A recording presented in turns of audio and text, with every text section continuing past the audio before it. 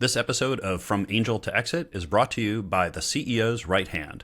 The CEO's Right Hand provides customized outsourced finance, accounting, and human resource services tailored to small and medium-sized businesses.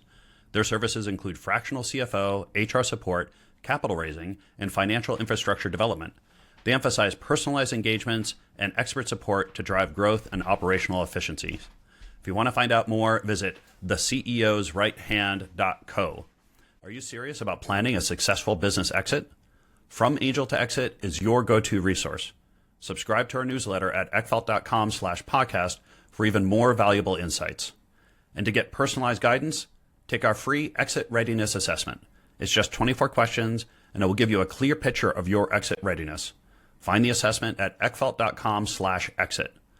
Submit your results, and we'll schedule a free follow-up call to discuss your specific situation and the best way to maximize your valuation and ensure a successful transaction.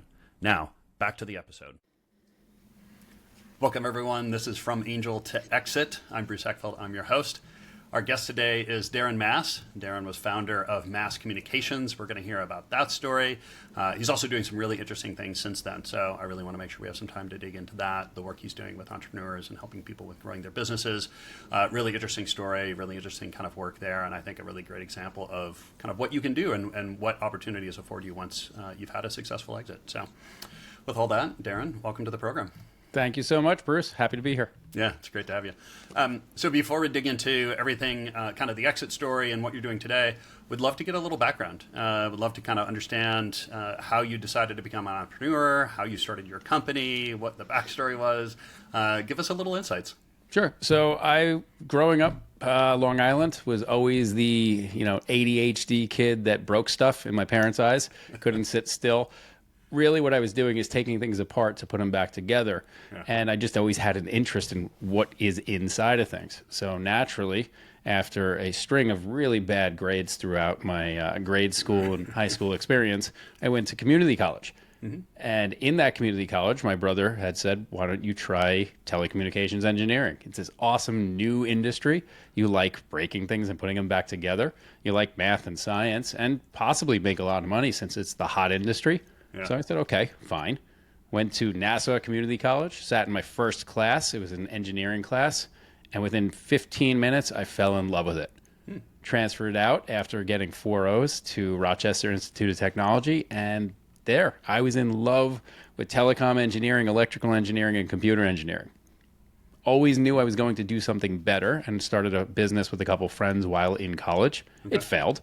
I learned a very quick and easy lesson. If you're not all in, then you're all out. So now, that was didn't that work. For you or for your partners at the time? All three of us. Well, yeah. I'm at this point the technical guru behind the business, but I also have class for 4 to 6 hours a day. Yeah. So that doesn't really work out in business. Yeah. Anyway, got a internship, or what they call as a co-op, in Rochester, New York, at this awesome telecom company. I stayed there for 8 years. I was their first intern. I moved down to New York City. I was a senior manager in that business. Mm-hmm. And one day I woke up. It was December 19th, 2007, 2:19 a.m. I woke up, said, Mass Communications. That's a great name for a telecom company, and it's my last name. Yeah.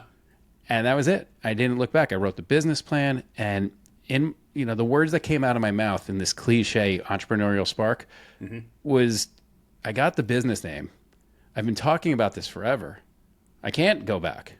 So I gave 6 months notice because I just, good human stuff. And I knew I needed some runway to build up some capital reserves, get my planning in order. And I stayed there for about 6 months, a little moonlighting, but they allowed me to do it. And on March 8th, 2008, I started my first day in the office at Mass Communications. That's amazing. I'm curious, when did you kind of decide or realize you really wanted to be an entrepreneur? Like, what was that moment? So my grandfather was an entrepreneur. He, in his 40s, he was an accountant, and he decided he wanted to be in his own business. And I didn't know why. I never really had that close relationship until my grandma passed away. And driving him home to his village in Florida, I turned to him. I said, Poppy, what made you start your own business? I'm going to paraphrase here. Mm-hmm. He looked at me and goes, because I couldn't stand working for fucking morons. Exactly. And it was at that moment that I realized this strict human being, he was really strict, depression era, wars and all that, really strict person. I realized that I got it from him. Because not that I felt that way, but I always felt that by sitting at a desk, I was putting in my 60 plus hours a week. And I always had this disgruntled feeling like I'm working so hard, but they're making all the money. And I have to ask for a raise, and I have to ask for a promotion. And this doesn't feel right. So I always knew something was missing. I got it from my grandpa at that point. My dad has owned a few businesses. My uncle had a few businesses. So I learned from example. And the final push for me, I remember calling my uncle up, telling him this great telecom idea, gave him the name, and he said, well, you have to do it. And I said, well, Uncle, on why? He goes, because you are not married. You don't have children. You rent an apartment in New York City. You can always get a new job if it doesn't work. But by the time you turn 30, you're going to wonder why and have regrets. You can't do that. So now you have to do it. So that was the final, all right, I'm doing this. I'm going out on my own, the fear of the unknown. And it was that fear, and everything I'm saying is extremely cliche, right? No original business books out there. We just say it in a different way. But that fear is what drives you, that fear of starvation. For me, the biggest fear was moving home with my parents. Everyone talks about like sleeping under a bridge in a box, right? And really, I'd rather take the bridge. When my mom didn't understand this. The job I had, engineering job, senior management, I was doing very well. Deep six-figure salary, right? But that didn't make me happy. Money wasn't making me happy. What made me happy was doing something on my own, proving that I could do something on my own, proving the guidance counselor wrong when they said, you should go to Bosie's and fix cars. Nothing wrong with that, but I knew that wasn't my path. Interesting. So you landed upon the name, mass communications. Like, how did things, like, where did you start? Was the first move? What were the early days like? Well, the first day, I remember writing tariffs because as a regulated industry, you have to apply with the governments, the local state jurisdictions, the PUCs, PSCs, and you have to get approval. And these are really long documents. I didn't know very much other than one of my classes was on tariff writing. And the one thing I learned most in my life was work smarter, not harder. So I ended up taking Verizon's tariff, putting in Microsoft Word, replacing everything, replace Verizon with mass communications. And it was good. They approved it. They accepted it. So whatever. I don't know if that's right or wrong, but our legal people said it was good. So, I mean, that's what lawyers do, right? Yeah, exactly. So we did that, filed away these big 400-page packets, got approval from New York, New Jersey, a couple other states that we were going to sell in. The first few months, nothing, twiddling your thumbs, finding busy work, wondering, is this going to work? Wondering if I was going to starve. I moved to a much lower cost neighborhood in a much lower cost apartment. I stopped eating dinner. Right, you have to sacrifice, right? The only thing that I was passionate about was making this successful, proving me wrong, proving others wrong, right? It's that cliche. I ate a single lean pocket every single dinner, or that's it. The A&P across the street, my batteries not included, cheap apartment, was selling 6 boxes of lean pockets for $10. That's what I ate for 12 months straight. Occasionally, I had met a girl, I had a girlfriend, so check, boom, no worries there. I'm taken care of in that sense, right? Eventually, we would use my soon-to-be father-in-law's credit card to go to a movie or to Boston Market. So that was a reward for us. But yeah, it's the first few months were kind of daunting. When did things turn for you? Like, when did you know you were out of kind of early struggle into, okay, well, I've got something here, we've got some momentum going? Our fifth sale. I had hired our first person. She was our office manager and receptionist. I had 2 great business partners, and one of them said, we need you to be the engineer, not picking up the phones when they do happen and not ordering the computer paper or the copy paper. We need someone else to do that, and we need to treat this like a real business. Act as if. You want to be a $10 million business, you have to think like the CEO of a $10 million business. So that was a bleeding hole right there. right? Salary was roughly $35,000 a year in 2008. It's a good salary, I guess, right? But I wasn't paying myself anything. But I remember we got our first client because I answered a question off of LinkedIn. Yeah. And someone who had known me throughout the years needed something done in a pinch. They trusted me already because of the history, and they gave us the order. We got our second client because they knew our name. And I remember going, one of the people that ultimately became an agent to represent my brand called me up in a pinch. Hey, Darren, I know you're no longer working at so-and-so, but would you mind helping me? No one can figure this out, and I know you can. Just come to this client with me. So I went out there. I introduced myself. Hi, I'm Darren Mass, CEO of Mass Communications. And the person turned to me and goes, oh, I've heard of you guys. From that was the face I gave him. You yeah. have? Of course you have, right? And then when I got back, I walked back to the office. I remember thinking, oh, my God, every college has a mass communications department. By happenstance, the name was familiar. And within 30 days, they signed an agreement for a voice and data circuit. So that was 2, and then 3, 4, and 5. I remember on our 4th client, I would walk up to our receptionist, and I was walking around the office without shoes on. I don't know why, but I remember vividly, blue carpet, blue walls, blue everything. And I remember saying, you know, Marla, when we get to our 5th customer, I know we made it. I know we're onto something. And the reason why I thought that way is the revenue was good enough to feel like a real company at that time, but the profit was enough to pay my rent in the event I had to pay my rent. Yeah. Generating enough cash. Yeah.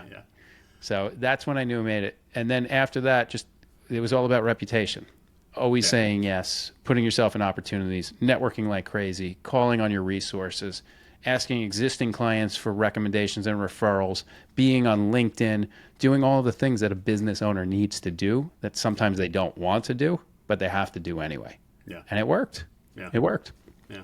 Any other keys to scaling the business? I mean, so you got things started, you got your first couple clients, you knew you had a business going. Like once you were kind of into the how do I grow this mode, what was the focus? What did you learn? I learned so many failure lessons, so many. I was fortunate enough to have one of the smartest people I know as my business partner, this guy, David Schwed. He was my childhood friend and just brilliant guy. So he was always like my consigliere. He was always looking out. And then my other partner, Mark Gold, had already run a business. Okay. He was the older, more mature. So there were a lot of small, stupid mistakes that business owners make that he said, no, we don't have to do that, or we don't have to invest in that, or we don't have to spend our budget on this marketing. It won't work. Yeah. But there were also CEO ego things that I had to learn. Right? I've learned time and time again, you don't put your ego out there. It's we, not I. Right? I didn't build a company that sold. I built a team that built a company. And it's that mentality that changes everything on how you lead and manage people and how you hold them accountable. Yeah. People don't want to work for you. They want to work with you. And it took a while to learn that. I had one learning lesson that really hurt.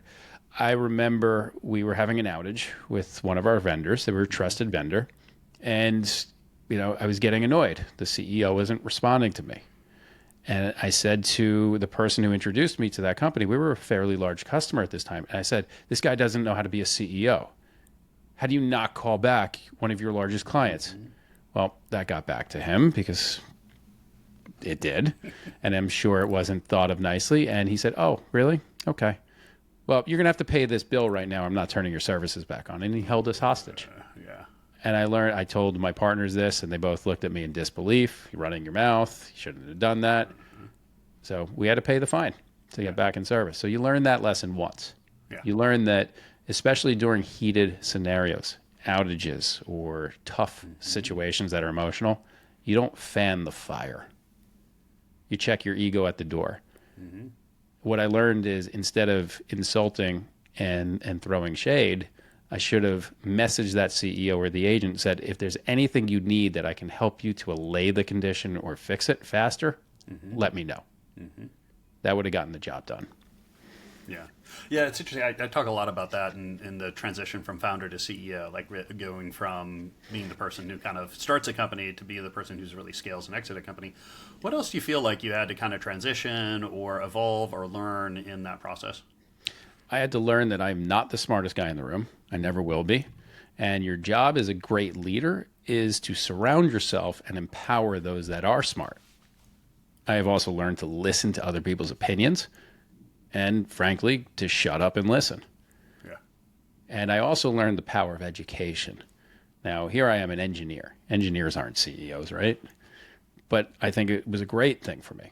I was able to see the black and white, problem and solution, but I wasn't able to see the gray, and business is peppered in gray.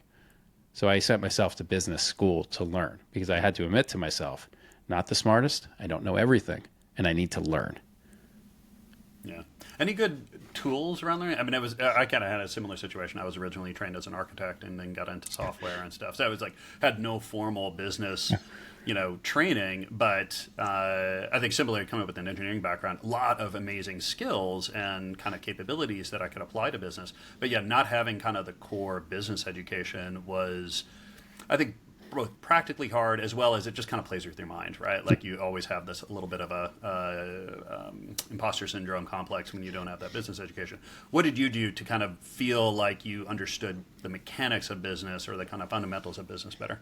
Yeah, so I should just start calling you Art Vandelay. Exactly. My father was an architect, so we're in good company. He actually always told me, don't be an architect. Yeah, Right? Exactly. I tell that to people. Yeah, I think the money is way at the top. You have to really get up there. It's the creatives. But now, since everything is done on CADs, it makes it, the old school isn't, as valued. So, it's for me, I always had this understanding of business, this intuition that you got to, sell high and make profit and run a business and invest wisely. But I didn't understand the machinations of how to invest back in your business. Okay. I remember a scenario where we had won this really nice deal. It's maybe customer 15.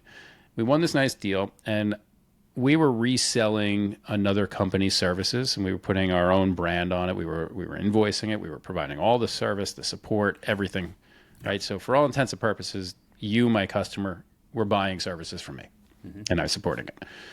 The company that was losing the business was the very same company that I was buying business from. And in telecom, it's incestuous. That happens all the time. You can't you can't go from New York to LA without riding multiple telecom carrier services. So it's very incestuous. Anyway, there's supposed to be this wall between my division on resale wholesale and the direct channel or the direct customer. But in this case, that wall broke down. And I imagine it's not a literal wall, it's a phone call. Hey, did you know you're losing a customer? Well, there are regulations that do prevent that, and it is unlawful, but it happened. I ended up finding out that the customer who signed with us canceled our agreement and decided to stay with the provider that we were taking them from. And the reason why is, well, they offered them a much cheaper rate. Absolutely. Instantly, didn't want to lose the business. Yeah. Well, it happened to be the company that I came from. Yeah. So I already knew the players that needed to be involved. I reached out to the COO, and I said to the gentleman, well, this is not okay. Yeah. There's supposed to be this unwritten rule. No, I didn't purposely go after your customer. That's not our intent. But the agent had a customer that didn't like your service and wanted to switch, and they came to us. The COO understood. And he said to me, he goes, all right, Darren, here's what we're going to do. What's your SG&A on the deal? And I'll make it right. Yeah. I had no idea what SG&A meant. My reaction was strong to very strong. Yeah. That's what I said to him. It was a line. Like, it's strong to very strong. And he goes, okay. He clearly knew I had no idea what I was talking about. He's like, all right, Darren, go talk to your partner. Let me know what your SG&A is and get back to me. So hung up the phone. I went back to my partner, Mark. So-and-so asked me what our SG&A is. He goes, what'd you tell him? Because he knew. Just like, I said it was strong to very strong. He bust out laughing, like one of those gut laughsters. Like, we lost it, right? And then I'm just like, what does it mean? And he goes, you're selling general administrative. Yeah. What's our real profit on this after you take out everything that it costs to acquire the sale? So after that, we came up with a number, which we also made up off the top of our head. I told the COO, and he goes, okay, I'm going to give you 3 months worth of SG&A, and I'm going to give you a 10% discount on everything you order through us for the next year. But you're not going to win the customer back. So great. It worked out perfectly because I got a quick cash infusion, and that discount built brand loyalty, kept me going back. So it was a smart move on his part, smart move on my part, and it did work out, and that gave us an upper hand. Yeah. Yeah, I have a similar story of a company that was copying our job postings, right? They were trying to hire people just like us, and they literally copied it word for word. And our HR person came to me with this kind of, I can't believe they're doing this. I'm going to sue them. And I was like, let's think about this. And I called them, and I basically said, hey, looks like you're looking for people that we already have. What do you think about doing a contract? We ended up being a $3 million deal over the next 3 years, right? So I think that's a great kind of example of these. I think as leaders, we need to kind of check our initial reaction to a lot of this stuff and say, okay, what's really going on here? Where is an opportunity? What are the forces at play? How do I think bigger picture about this rather than just get pissed off at something? So you nailed it. That's, I think, the biggest lesson I've learned all these years. And I deal with my current business partner with similar situations. Yeah. You can get aggravated, pissed off, angry, all the negative emotions at first. That's a visceral human emotion. We react. It's fight or flight, right? And if you're an entrepreneur, you probably want to fight. There's very few flight moments in that situation. But if you learn over time and recognizing patterns that typically your initial negative emotion is wrong, take a step back, breathe, or whatever works for you, you can start realizing that every situation has an opportunity. Yeah. Right? You interviewed the most perfect candidate, and he says, I'm sorry, I'm going to take a job somewhere else. Well, you know what? You could have dodged a bullet. He could have been the worst candidate. He could have been the worst employee in the world. He could have been the one that just never showed up and then took all its time from you, right? So there's an opportunity there. You could have lost a deal, but it turned out that that deal might not have had credit worthiness, right? There's always a positive way of thinking about things, and I've learned time and time again, if you move past the negative very quickly, you don't even allow yourself to go there. You can find solutions to everything, but it doesn't drag you down. Yeah. Exactly. And you're more open to real opportunities when they do happen. Yeah. No, good advice. Let's talk about the exit a little bit. I guess, when did you first consider or kind of think seriously that you were going to exit your company? Like, when did that thought cross your mind, or when did you first start grappling with that? So December 19th, 2007 at 2:21 a.m. It was 2 minutes after I came up with the name. It was as serious as it needed to be. So I had no experience in writing a business plan at all, no business acumen at all. And I did what most entrepreneurs do. I bought the URL immediately. Good. Okay, because that's what we all do. Yeah, exactly. And then I wrote the business plan. And the business plan started off with your cover page, mass communications, more than just talk. It was a great slogan. I put the date. And then for some reason, I started with the exit strategy. Interesting. I don't know why. I just did it. It was on top of mind. I wrote, sell to Paytech Communications in 10 years for $40 million, period. Then I went to what products do we offer? What do we need? Who's on the team? It was the silliest thing, right? Well, as luck would have it, we sold to Windstream Enterprises, the company that acquired Paytech Communications, for $40 million on December 19th, 2017, exactly 10 years to the date. They picked the date. I had no involvement in the date. Yeah. It was their date they picked. So I just remember once they picked the date, my jaw dropped. I ran to my partner, Dave. I was like, dude, find the business plan.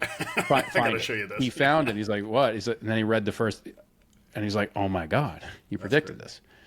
So that was I just put it down. I had no thought, right? So why? Why do you think you put it down? I mean, was this because that was your intention? Was it to help guide your decision making? So I never put thought into it, but here's the first thing that came to my mind. It's because of my mom. She taught me to do mazes backwards. Ooh, fascinating. When I was at the Friendlies, right? If you know what that is. Oh, yeah. Ice cream shop, yep. Good. I don't have to explain Friendlies. I was at Friendlies, the little kids menu with the crayons. I was struggling, and I remember her turning to me as I'm trying to gnaw on my chicken nuggets, and she said, do the maze backwards. It's easier. So maybe that's probably why I did the maze backwards. Business was a challenge to me. It was a maze. Yeah, well, and that's an amazing engineering solution too. Right? It's like, what do we want at the end? Like, what is it? What are my success criteria, my exit criteria for this project, for this initiative? Now, what do I need to do to get there? Like, how do I back into that That's right. solution? And you know what? Now I think about it, when we did labs in school, you would always start with what is your purpose? The purpose was, what's your conclusion? What are you trying to find? Granted, it leads to confirmation bias, but that was my confirmation bias. My purpose was to sell this thing. I didn't want to make a lifestyle company. I was too young. I was 28 years old. I just wanted to sell this thing one day, have a growth company. I at least understood that. Now, when it came to the exit, it was literally an overnight situation. Okay. Literally. And why? So a year prior, one of my business mentors had said to me when I said, hey, Raul, what should I be doing? Like, as a CEO, what should I do? Here's a guy who's sold multiple businesses, many successful exits, PE type of guy. And he said, Darren, my best advice, always be talking about your business if you're in the right audience. And then talk about selling it. It's like, okay, fine. Well, the very next day I called up this one person who I thought could buy my business. And I said, hey, would you be interested in buying? And he's like, yeah, absolutely. I'll get you an NDA tomorrow. So we went through a little bit of that. And then when I looked at my numbers, I was like, I'm not going to get what I want. I knew I wanted the 40 million. Yeah. So I called up this gentleman and said, hey, listen, I'm not going to waste your time. After doing my own due diligence, you're not going to buy me for what I need you to buy me for. Yeah. So I don't want to waste your time. Why don't we just keep the dialogue open? And he was so appreciative. He said, you know what? No one does that. Yeah, exactly. This guy buys businesses left and right for this big, huge telecom company. No one does that. I respect the hell out of you. Let's stay in touch. Yeah. Well, a year later, he landed at Windstream. I sent him a text message. I said, I'm ready. Let's have lunch. Sat down at lunch. I laid out this plan for him. He turns to me and goes, let's do it. So I went back to my business partners and I said, hey, if I can get an offer for 40 million, would you sell the business? Mark, who's the practical, pragmatic one, he goes, no one's going to offer us 40 million, but sure, you do that? Okay. Well, 2 days later, I had an offer. Right? Now, this was just right place, right time. When we dissect it, they had no choice. They had to buy us. Yeah. They had to. Because if they didn't buy us, and this was one, this gentleman needed a win. And what greater win than an acquisition for your publicly traded company your first week in the job? It was a great win for him. He's been seeing us as a target for a while. But all of the losers lose their revenue, which means all his competition loses their revenue. Now, from a board level, I'm sure they thought he was nuts. But with one statement of, if we don't buy them, we're going to lose so much revenue year over year when he sells to someone else, that we must buy them. Yeah, it's as much a defensive as it is an offensive. Yeah. Tactic. So now when I train clients, I train them a lot of these factors, removing the head trash, the emotions of business, but also the first thing I do when I meet a client is I ask them, what's your exit strategy? Yeah. Half of them have no concept, no thought behind it. Like, are you running a lifestyle business? Right? Does Section 179 mean anything to you? Right? Is that car over 6,000 pounds, that G-Wagon you're driving? Or are you running a growth business for exit? Yeah. And once we can define which business style it is, now I can help you to the end, to the exit. Because you don't run a race unless you know where the finish line is. Yeah. And that's very important for all business owners. Yeah. What are you racing towards? What do you think, any reflections on things you wish you would have done differently at any point in the business that would have helped the exit process? So I'm going to say no without it sounding arrogant. And the only reason why I'll say no is we sold in 2018. I completely obfuscated COVID. Yeah. So had I worked harder, had I sold more business, had I hired 10 more people, had I done this, this, and this, it would have yielded more success. We might not have sold the business. And for anyone who had run or is still running a business that went through COVID, that sucked across the board. There's no business playbook in any business school that says, do this, this, and this. And in the event of global catastrophe and meltdown, right, your business is out of control. Because we were a regulated utility, the majority of our business was in the Northeast, the tri-state. We had international business. but the majority was in the Northeast, New York City, New Jersey, Connecticut, right? Painful. Heavily populated and affected areas. Most of our customers probably would not have been so timely on their bills. Most of our customers would have requested economic downturn or a reprieve.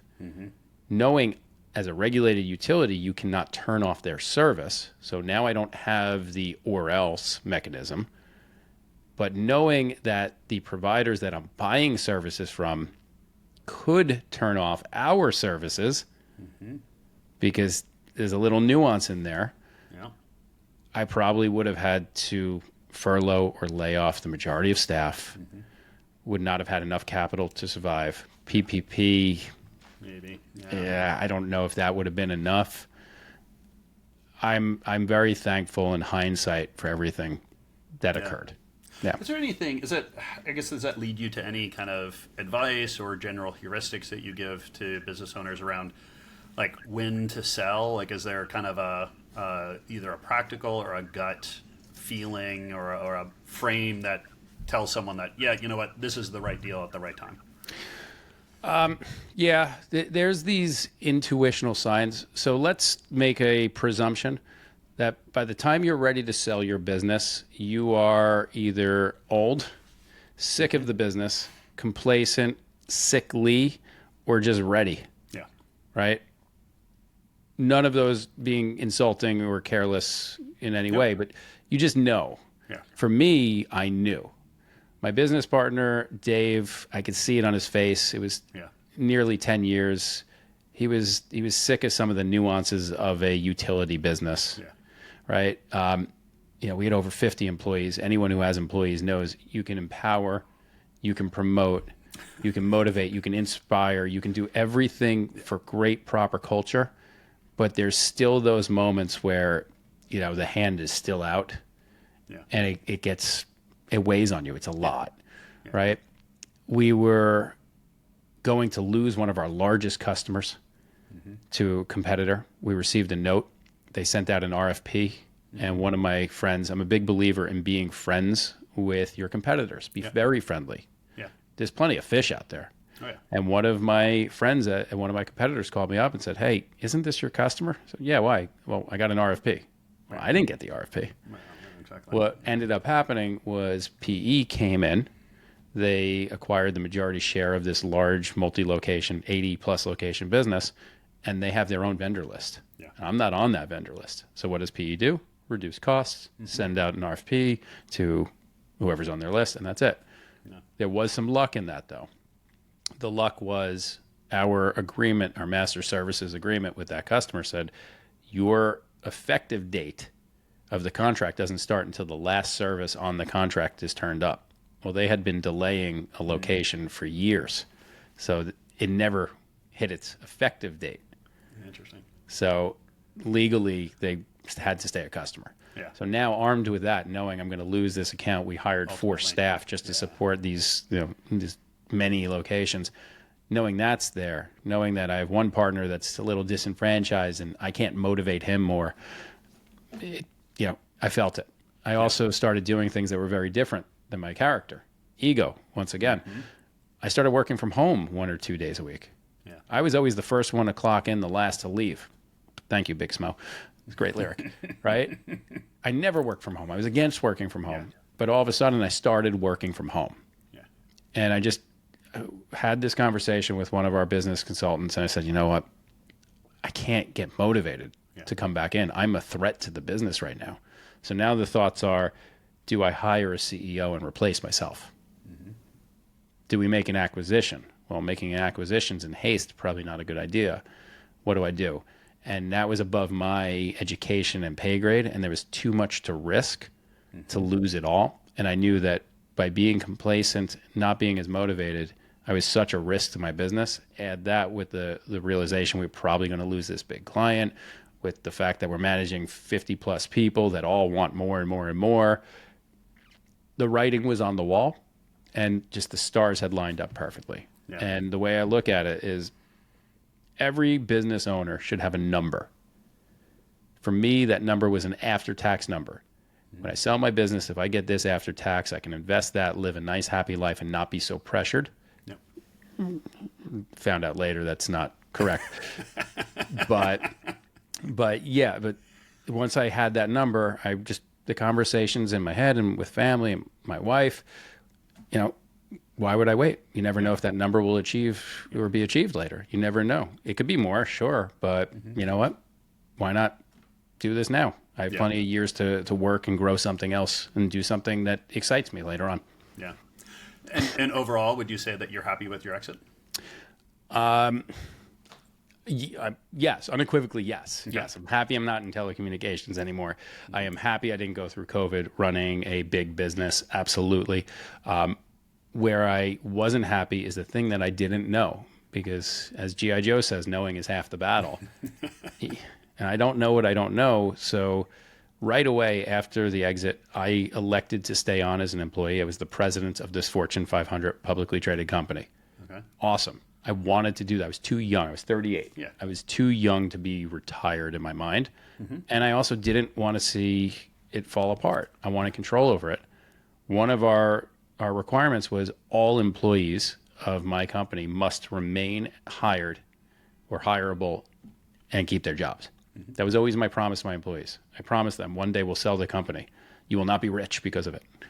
I promise you that you will be better off personally and professionally because we will put you through training. I promise every year we will pay 100% of your health care. I promise every single year you will do better than the last monetarily, provided the business is doing well. And I also promise you when we do exit the business, you will be employed.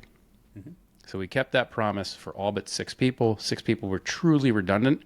But before we called the 6 people into the conference room, we already had jobs lined up for them at my friends, competitors. So I upheld my promise. But my other promise was to my customers and the agents. I promise I will never leave you high and dry. So I stayed on. I wanted to. And it was great for the first 2 days. I thought you were going to say like 2 months or something like that. No, it's 2 days. The first 2 days, there was a big industry trade conference, and I went there, and everyone knew who I was. Yep. Right? Big public press release announcement. People knew me from being the CEO of my company. The reputation was good and stellar. We always took the moral high ground and the ethical thing. But that first time I had to introduce myself as president of, that reminded me, I joined forces. Dark side. And then the next conversation point from that person is, oh, you guys suck. Oh, boy. Big bad telecom company. And I remember calling Christy and saying, this doesn't feel right. I'm going to stay for the year that I promised, and then I'm out of here, because it just didn't feel good to. I used to say I'm Darren Mass, CEO of Mass Communications, and held my head high. Now I'm Darren Mass, president of, you guys suck. Right? So that didn't feel good. Fast forward a little bit. First board meeting. I'm a culture person. I believe in people. People get you to your goals. No one does it alone. So my first board meeting, it's an all hands board meeting, 60 plus people in the room. I had a speech prepared. I had my report that apparently you spend a month creating a report, which corporate America, yay. It's a lot of wasted time. Not my style. So I had a speech, and my speech was 1% more. And it was based on if the NOC, the Network Operations Center, closes 1% more tickets and they stay closed, if account management makes 1% more phone calls into their customer base every single week, if we make 1% more sales, if we try 1% more, if we wake up 1% more happy, right? I didn't make the concept up. I borrowed it. Yeah. But I wrote this great speech. And after it was like 3 minutes of me speaking, I heard one clap, and I saw the CEO say something to another board member. I was like, it was big when the phrase mic drop was great. So I was like, mic drop? And then everyone laughed. I'm not embarrassed because I know who I am. Yeah. After the guy who acquired my company, he comes over, he's from Texas, he goes, Darren, what the hell was that? I'm like, it's how I roll, man. Yeah, exactly. I'm a culture person, and I believe every word I said. Yeah. He goes, yeah, just focus on the report. And that's when my friend was now my colleague, right? So just every bit of it it ate away at me.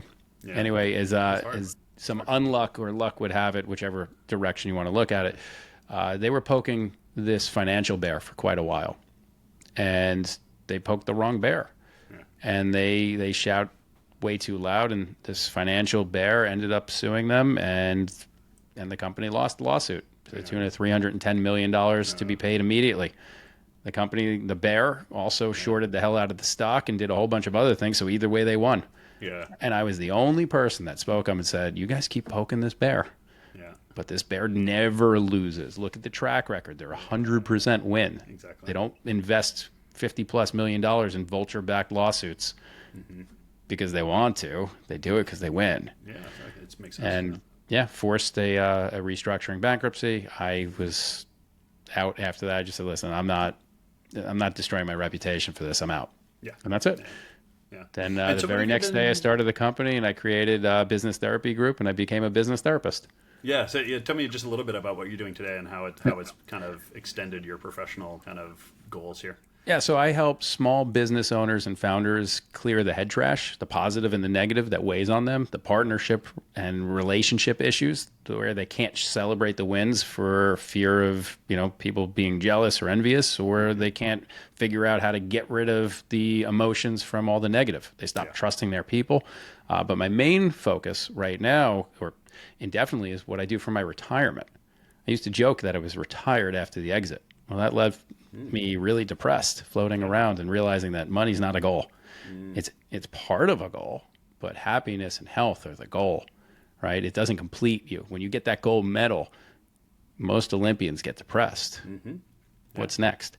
So for me, where I really find passion is in teaching, inspiring, and educating others, solopreneurs, the most lonely and worst culture on the planet. One person dictates the culture, and it changes every day, multiple times a day.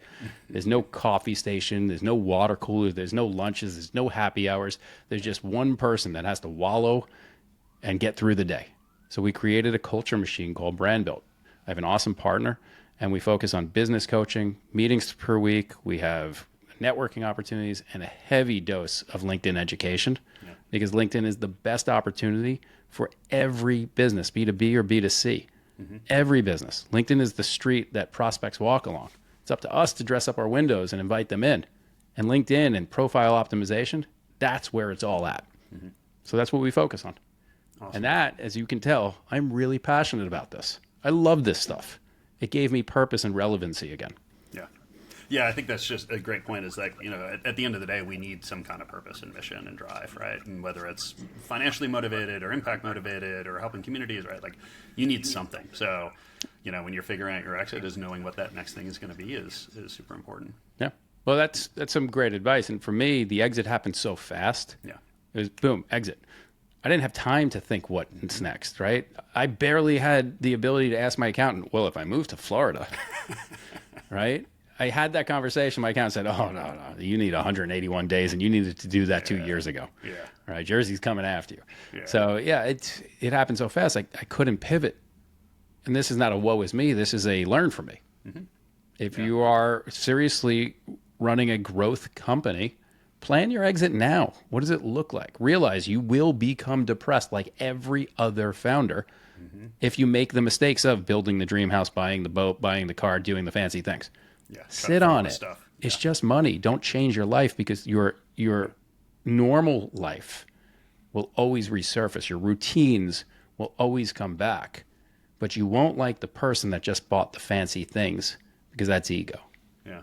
And that's kind of the mistakes I made until I realized that this is not fun. It's not exciting. Purpose. What's my purpose? What's my relevance? Darren, this has been a pleasure. If people want to find out more about you, more about the work that you're doing now, what's the best way to get that information? Find me on LinkedIn. Good old LinkedIn. Darren Mass. That's my name. Perfect. Right? So there, or Brand Built. It's mybrandbuilt.com. Either way. Cool. I'll make sure all those are in the show notes so people can get that. Awesome. It's been a pleasure. Thank you so much for taking the time today. Yeah, thank you for allowing me to speak way too much, because I have ADHD. I appreciate it. That was great. Awesome. All right.